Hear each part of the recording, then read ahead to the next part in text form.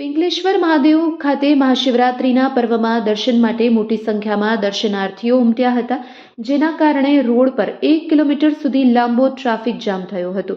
પિંગલેશ્વર મહાદેવ મંદિર ખાતે વર્ષમાં 5 મોટા મેળાઓ અને શ્રાવણ મહિનામાં મોટી સંખ્યામાં કચ્છ અબડાસામાંથી દર્શનાર્થીઓ આવે છે અને આ સિંગલ પટ્ટી રોડ વાંકુથી પિંગલેશ્વર 7 કિલોમીટરમાં ભારે ટ્રાફિક જામ થાય છે.